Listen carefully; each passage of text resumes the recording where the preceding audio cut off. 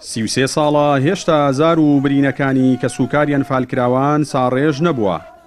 پاشەو ماوە دوور و درێژەش هاتووەتە سەر گوڵکۆی ئازیزانی و خەم و ئازارەکانیان بەیەکەوە بەش دەکەن. لە مەراسیمەکانی ئەمساڵی پرۆسەی بەناوەنفالدا بەرپرسان بە هەمان شێوەی ساڵانی ڕابردوو تەنها تاجەگوڵینەیان دانا و هیچ بەڵێنێکی دڵخۆشکەریان پێ نەبوو بۆ کە سوکاریان فالکراوان. کە سوکاریان فالکراوانیش نیگەران و تووڕەن لە حکومەتی هەرێم و دەڵێن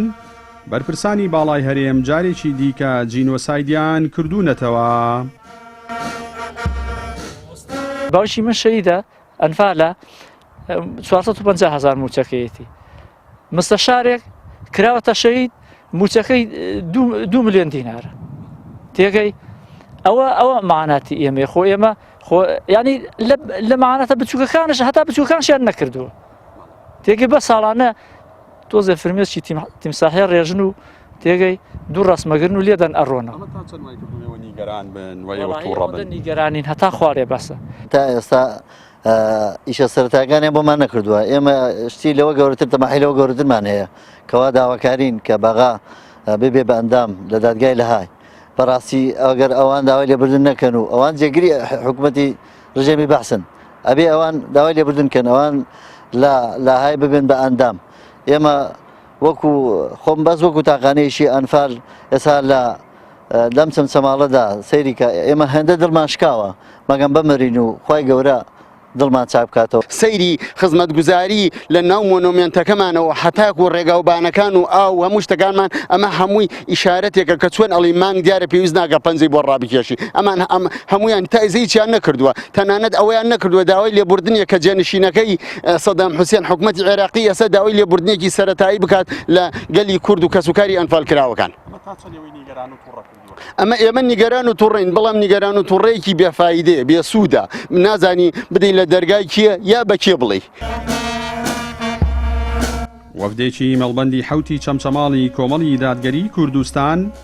ئامادەی مەراسیمی دانانی تاجە گوڵینە بوون و تاجە گوڵینەیان پێشکەش بە مۆنۆمێنتی ئەنفال کرد.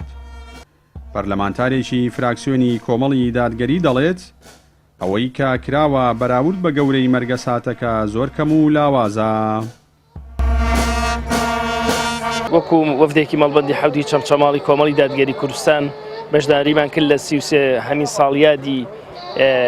کارەساتی بەناو ئەنفال بەڕاستی کە دەی بەشداری لەم یادانە ئەکەی کۆمەڵێک شتت بۆ بیر دەکەوێتەوە بۆی کەوە هەتاکو ئێستا وەکو پێویست خزمەت بە کەسوکاری ئەنفال نەکراوە. بەداخەوە حکوومەتیش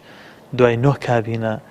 هێشتا نەیتوانیوە لە ئاست کەمترین پێداویستی و خواستی هاوڵاتیانی خۆیان بێت و بە تایبەتیش ناوچە زیانمەندە گەورەکان ئەوانەی کە وێران کران کەسوکارەکان ئەنفال کران شەهید کران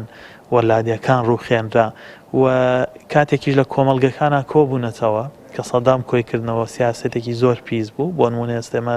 لە چەمچەماڵ گەڕێکی شۆڕشمان هەیە بەداخەوە ئاوی خواردنەوەی پاکیان نییە و بە هاوینە 15 ڕۆژ جارێ ئاویان بۆ هەڵەکرێ. شاڵاوی تاوانکاری بەناوەنفال بە 8 قۆناغ بۆ ناوچەکانی باشووری کوردستان لەلایەن ڕژێمی بەعسەوە جێبەجێ کرا. قۆناغی یەکەمی لە دۆڵی جافایەتی و لە 23 شوباتی ساڵی 1970 تا 19 یاداری هەمان ساڵی خایاند. قۆناغی یەشتەم و کۆتایش دەڤەری بارزان و بادینانی گرتەوە و لە 26 یاب تا 6 یەیلولی ساڵی 1970 بەردەوام بوو. قۆناغی سێمی ئەنفالیشکە ناوچەی گەرمیان و چەمچەماڵی گرتەوە گەورەترین قۆناغی پرۆسەکەیە و زۆرترین قوربانی تێدا تۆمار کراوە. جەلال جەباری کەناڵی ئاسمانی پەیام چەمچەماڵ.